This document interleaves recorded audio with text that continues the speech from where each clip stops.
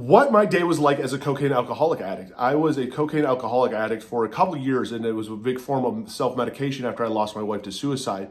And these were my drugs of choice, and this is literally how my day ended up starting off. Is I would end up waking up at about 6:30 because I had to go to work. I was a functioning addict. And when I would wake up, I'd already be in alcohol withdrawals. I would be shaking. I would be trying not to vomit. I'm not eating. You're hungover. You feel like crap. And I didn't know what happened the night before because I passed out, sometimes passed out on the floor. And I wouldn't know if it was a good night or a bad night. My wife would show me sometimes videos of me like crawling around naked. I would do stuff and she'd be upset some mornings. Some mornings she'd be okay. And I literally would have her kind of be the one that would dictate and let me know how the night went as I'm now starting to get ready going through alcohol withdrawal. If you're new to the channel, hit the like and subscribe button. So I'm jumping in the shower. I'm trying to break these shakes, getting ready to get out of the house as quick as I can. And I was a general manager of an RV dealership at the time. I was making $40,000, $50,000 a month. My addiction was about $13,000 to $15,000 a month. I'm getting out of the house as quick as I can to get down to 7-Eleven on Beach Boulevard in Huntington Beach. And they sold these cases of 99 bananas because I didn't drink for taste. I drank for alcohol consumption. I wasn't an alcoholic because I was microdosing these small little bottles of alcohol. So I'm not an addict if I'm drinking just the little bottles. I would get 2 Red Bull, 20 ounces, Diet Red Bull, because I cared about my health, obviously. So I'd get the diet, and I'd buy 2 packs of Marlboro Light 100s. And I would be driving to work in my truck, shooting these shooters just nonstop. I literally would keep the case in between me, crack, shot, chase it with the Red Bull, smoking a cigarette at the stoplights, and it would take me about 10 minutes to get down to Westminster Boulevard. And by that time now, I have went through 10 shooters in this case, 12 shooters I think in the case, just piling in the pile behind me. It smells like alcohol in my truck. They're easy to hide too because as an addict, we're very hiding of all of our substances. And I would stop at this liquor store and I would pick up a 5th of Blue UV because it was cheap vodka and it tasted okay, and I didn't necessarily need a chase with it. And I would drive to work and pull into the parking garage, and I am now at work. It is before 8:30 in the morning and I am drunk. I mean, I've literally like slammed down a 5th of vodka. I have no food in my stomach. I am messed up. So now all of a sudden I'm doing rails of cocaine. I'm not talking about like lines of cocaine. I'm doing rails of cocaine. And I would do anywhere from 4 to 6 rails of cocaine to the point that you're gagging and you're just, because it's like dripping and just the chunks down your throat.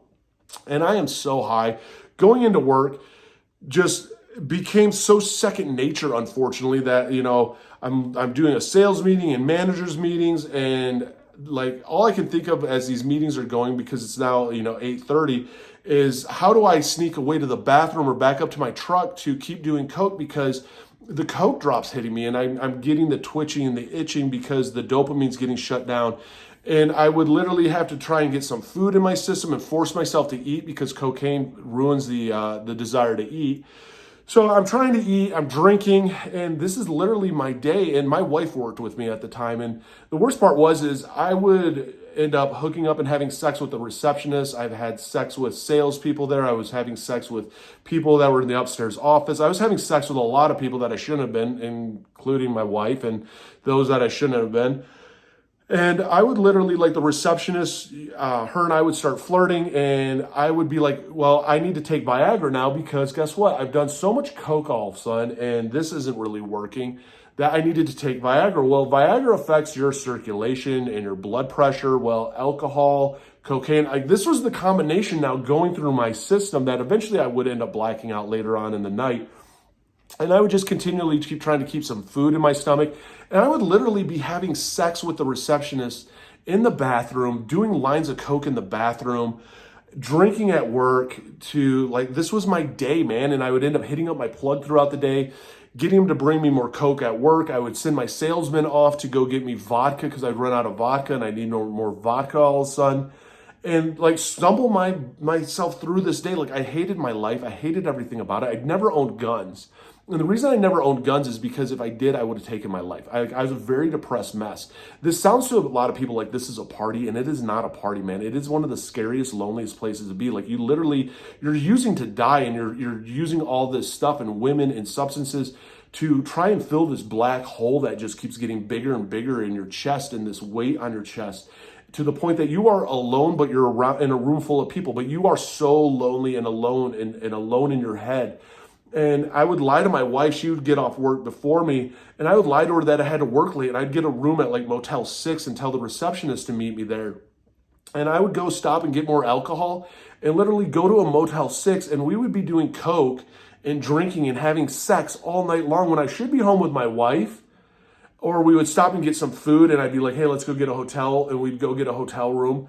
And literally having sex for hours on end, doing more coke, drinking more, and like literally just avoiding all life, going on benders, ignoring phone calls, ignoring friends, ignoring responsibilities, ignoring everything, trying to fill my life with some kind of happiness that I could never find. And the happiness was so temporary that it would literally fade away, to the point then all of a sudden that, I would leave her usually at a hotel, and I would end up driving home drunk, hoping to God that I would get pulled over, because I was like, there's this weird part of me that was like, man, if I get a DUI, maybe this will get me sober. Maybe this is what I need to get sober.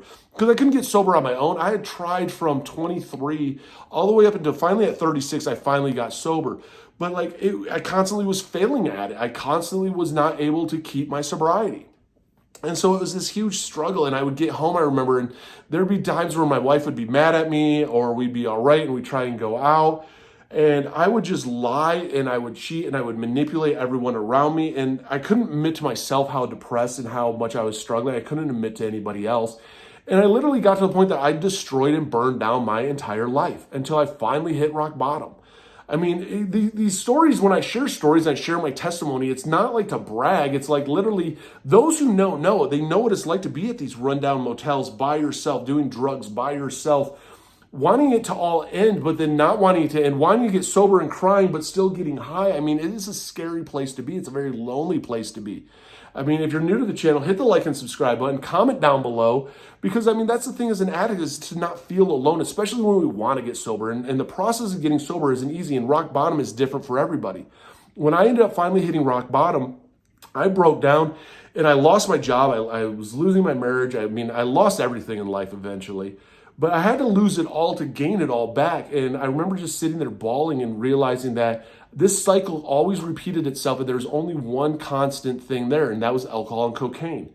And maybe if I changed it, my life would be different.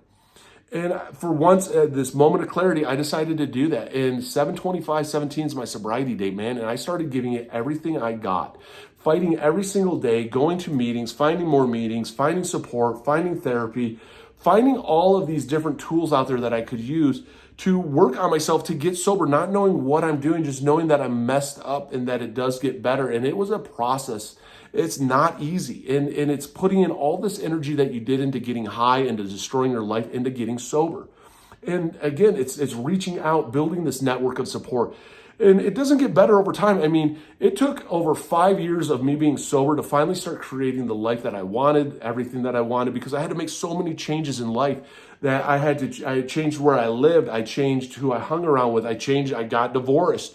I changed everything to create the life that I felt that I wanted, that I deserved.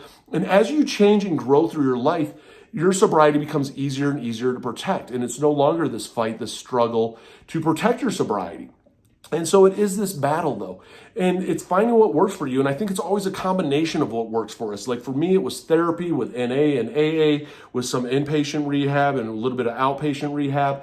I mean, all of these different things all together is what made it work for me. And it's finding the process that works for you. I mean, NA and AA were the huge on just getting friends, even to when I was struggling, I could call people up and be like, hey, let's go get a drink. Of coffee, that is. I loved coffee. And I would meet them at Coffee Bean, and we would sit and we would just talk, and it was amazing the power of talking. The power of talking prevented so many relapses for me, of just that ability to talk, share my feelings, share what I was going through, feel that I was heard and understood, knowing that it's okay, and going back home, going to sleep, and getting up and fighting it a new day. And that's what it was all about, is finding what works for you, because we all get sober, I believe, different ways. And the way that I got sober isn't going to work for everybody else. And the way that other people got sober isn't going to work for us all. And it's just every day, though, giving it the intensity that you gave your addiction, you're giving that to now your sobriety to find your way. And when you do, you realize that it is okay, that life does become beautiful again. And you see this little progress, and it's a struggle. And again, We as addicts want this to happen overnight. We want the change to happen overnight, and it doesn't happen overnight, man. It can be years in the process, and that's okay. And you have to just trust the process, trust the support, and know that it does get better by hearing other people's stories out there. And that's why I think it's so important to share. And for the ones that are out there going through it right now, I am proud of you. Don't give up. It is worth it. You are worth it. It's worth the fight, and it does get better. And I am proud of you, and I believe in you. So don't give up.